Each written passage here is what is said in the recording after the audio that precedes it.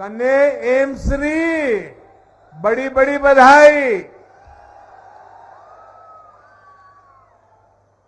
हिमाचल के राज्यपाल श्री राजेंद्र आर्लेकर जी, हिमाचल के लोकप्रिय मुख्यमंत्री श्रीमान जयराम ठाकुर जी, भारतीय जनता पार्टी के राष्ट्रीय अध्यक्ष, हम सबके मार्गदर्शक और इसी धरती के संतान श्रीमान जेपी नड्डा जी, केंद्रीय मंत्रिमंडल में मेरे सहयोगी और हमारे सांसद श्री अनुराग ठाकुर जी, हिमाचल भाजपा के अध्यक्ष और संसद में मेरे साथी सुरेश कश्यप जी, संसद के मेरे साथी किशन कपूर जी, बहन इंदु गोस्वामी जी, डॉक्टर सिकंदर कुमार जी, अन्य मंत्रीगण, सांसद और विधायकगण और भारी संख्या में हम सबको आशीर्वाद देने के लिए पधारे हुए मेरे प्यारे भाइयों और बहनों, आप सभी को, संपूर्ण देशवासियों को विजयादशमी के अवसर पर अनंत अनंत शुभकामनाएं। ये पावन पर्व हर बुराई से पार पाते हुए अमृत काल के लिए जिन पंच प्राणों का संकल्प देश ने लिया है, उन पर चलने के लिए नई ऊर्जा देगा। मेरा सौभाग्य है कि विजयादशमी पर हिमाचल प्रदेश के लोगों को स्वास्थ्य, शिक्षा, रोजगार और इंफ्रास्ट्रक्चर के हजारों करोड़ रुपए के प्रोजेक्ट्स इसका उपहार देने का अवसर मिला है। और ये भी देखिए संयोग, विजयादशमी हो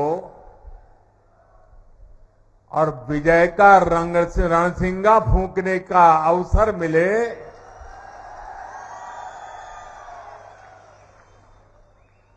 ये भविष्य के हर विजय के आगाज लेकर के आया है।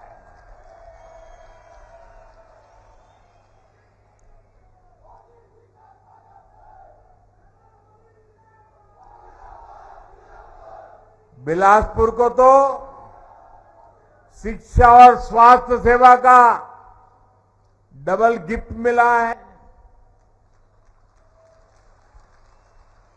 कलुरारी, बंदले, धारा ऊपर हाइड्रो कॉलेज, कने थल्ले एम्स हुणे ऐतिरी पहचान गुणी।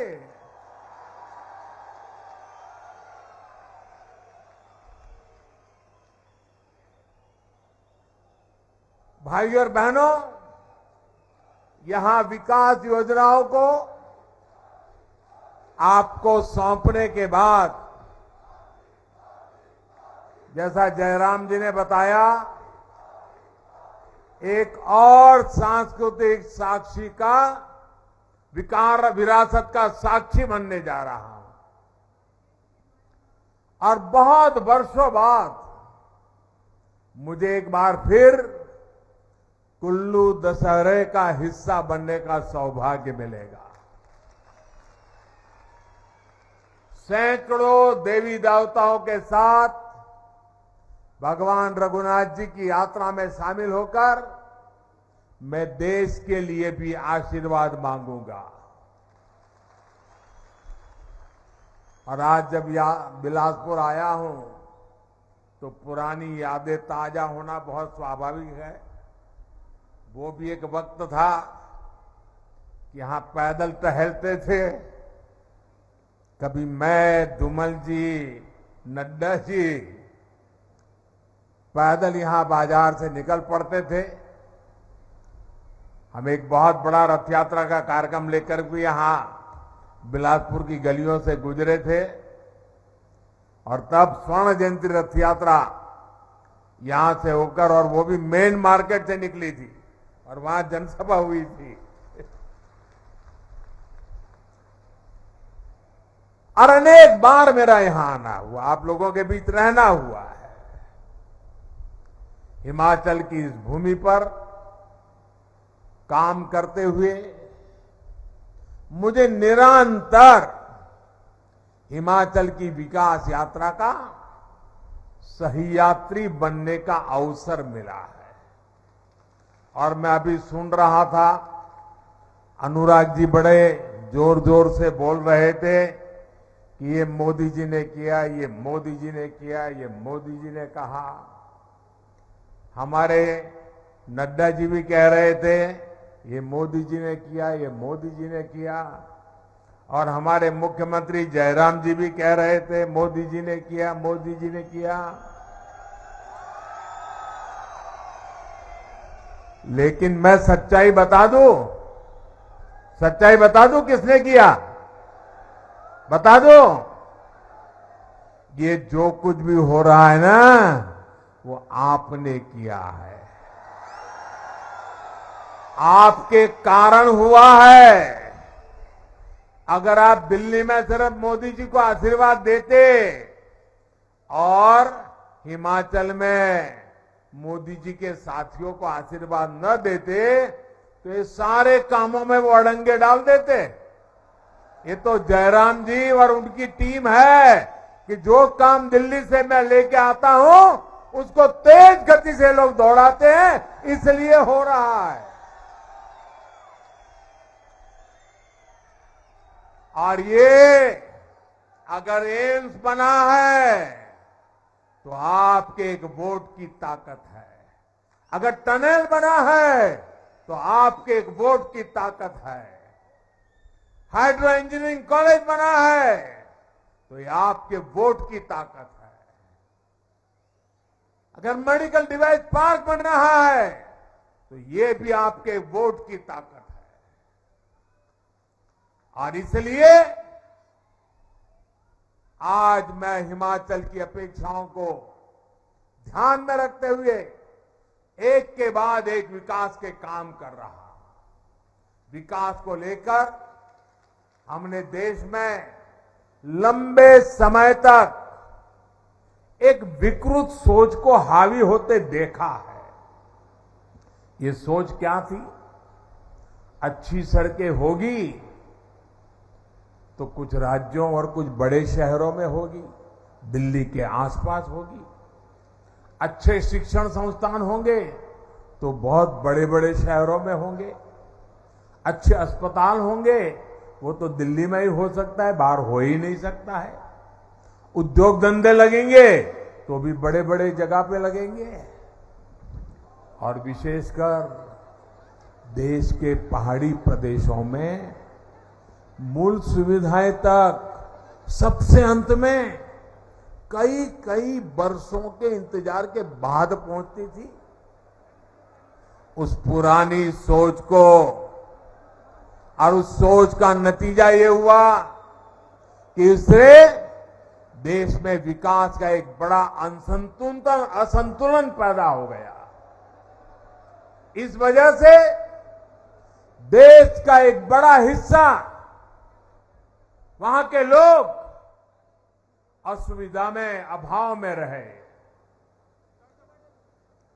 पिछले 8 वर्षों में देश अब उस पुरानी सोच को पीछे छोड़कर नई सोच, आधुनिक सोच के साथ आगे बढ़ रहा है। अब देखिए, लंबे समय तक, और मैं तो जब यहां आता था मैं लगातार देखता था जी, यहां एक यूनिवर्सिटी से ही गुजारा होता था। और इलाज हो या फिर मेडिकल की पढ़ाई, आईजीएमसी शिमला और टाटा मेडिकल कॉलेज पर ही निर्भरता थी। टाटा मेडिकल कॉलेज पर गंभीर बीमारियों का इलाज हो या फिर शिक्षा या रोजगार चंडीगढ़ और दिल्ली जाना और हिमाचल के लिए मजबूरी बन गया था। लेकिन बीते 8 वर्षों में हमारी डबल इंजन की सरकार ने हिमाचल की विकास गाथा को नए आयाम पर पहुंचा दिया है। आज हिमाचल में सेंट्रल यूनिवर्सिटी भी है, आईआईटी भी है, ट्रिपल आईटी भी है, Indian institute of management IIM जैसे प्रतिष्ठित संस्थान भी है। देश में मेडिकल शिक्षा और स्वास्थ्य का सबसे बड़ा संस्थान एम्स भी अब बिलासपुर और हिमाचल की जनता की आन बान शान बढ़ा रहा है। बिलासपुर एम्स एक और बदलाव का प्रतीक भी है और एम्स के अंदर भी ये ग्रीन एम्स के नाम से जाना जाएगा। पूरी तरह पर्यावरण प्रेमी एम्स, प्रकृति प्रेमी एम्स। अभी हमारे सभी साथियों ने बताया, पहले सरकारें शिलान्यास का पत्थर लगाती थी और चुनाव निकलने के बाद भूल जाती थी। आज भी हिमाचल में जाओगे, हमारे धूमल जी ने एक बार कार्यक्रम किया था, कहां कहां पत्थर पड़े हैं ढूंढने का, और ढेर सारे ऐसे कार्यक्रम जहां पत्थर पड़े थे, काम नहीं हुआ था। मुझे याद है, मैं एक बार रेलवे का रिव्यू कर रहा था। आपके ऊना के पास एक रेलवे लाइन बिछानी थी। 35 साल पहले निर्णय हुआ था, 35 साल पहले पार्लियामेंट में घोषणा हुई थी, लेकिन फिर फाइल बंद। हिमाचल को कौन पूछेगा भाई? लेकिन ये तो हिमाचल का बेटा है, वो हिमाचल को भूल नहीं सकता।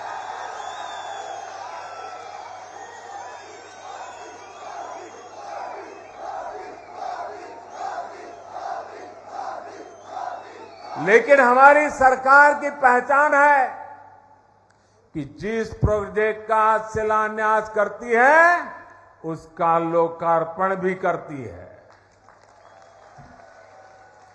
अटकना, लटकना, भटकना वो जमाना चला गया दोस्तों। साथियों, राष्ट्र रक्षा में हमेशा से हिमाचल का बहुत बड़ा योगदान रहा है। जो हिमाचल पूरे देश में राष्ट्र रक्षा के वीरों के लिए जाना जाता है, वो हिमाचल अब इस एम्स के बाद जीवन रक्षा के लिए भी महत्वपूर्ण भूमिका निभाने वाला है। साल 2014 तक हिमाचल में सिर्फ 3 मेडिकल कॉलेज थे, जिसमें 2 सरकारी थे। पिछले 8 सालों में 5 नए सरकारी मेडिकल कॉलेज हिमाचल में बने हैं। 2014 तक अंडर और पोस्ट ग्रेजुएट मिलाकर सिर्फ 500 विद्यार्थी पढ़ सकते थे। आज ये संख्या 1200 से अधिक, यानी 2 गुने से भी ज्यादा हो चुकी है। एम्स भी हर साल अनेक नए डॉक्टर बनेंगे, नर्सिंग से जुड़े युवा यहां ट्रेनिंग पाएंगे। और मुझे जयराम जी की टीम को, जयराम जी को, भारत सरकार के आरोग्य मंत्री और आरोग्य मंत्रालय को विशेष रूप से बधाई देनी है। जब नड्डा जी आरोग्य मंत्री थे, उस समय हमने निर्णय किया, फिर नड्डा जी के जिम्मे बहुत बड़ा दायित्व आ गया, मैं शिलान्यास भी कर गया। इसी कालखंड में कोरोना की भयंकर महामारी आई। और हम जानते हैं हिमाचल के वाले लोग तो कि हिमाचल में कोई भी कंस्ट्रक्शन का काम करना है तो कितना मुश्किल होता है। एक एक चीज पहाड़ पर लाना कितना दिक्कत भरा होता है। जो काम नीचे 1 घंटे में होता है उसको यहां पहाड़ों में करने के लिए 1 दिन लग जाता है।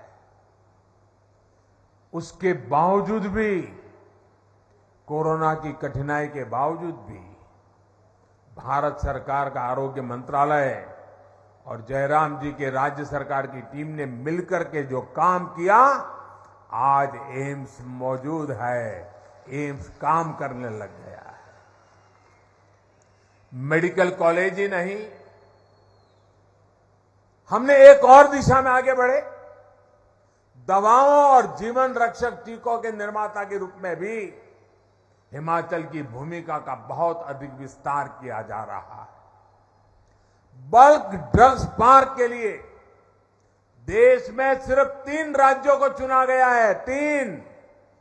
और उसमें से एक कौन सा राज्य है भाई? कौन सा राज्य है? हिमाचल है। आपको गर्व हो रहा है कि नहीं हो रहा है? ये आपके बच्चों के उज्जवल भविष्य का शिलान्यास है कि नहीं है? ये आपके बच्चों के उज्जवल भविष्य की गारंटी है कि नहीं है?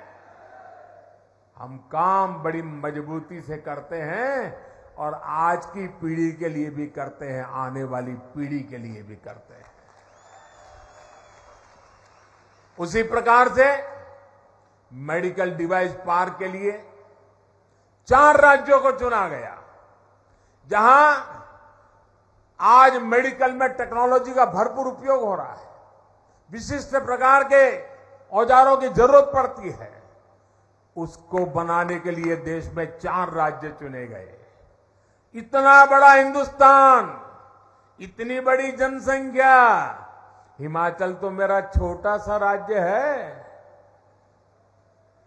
लेकिन ये वीरों की धरती है और मैंने यहां की रोटी खाई है, मुझे कर्ज भी चुकाना है।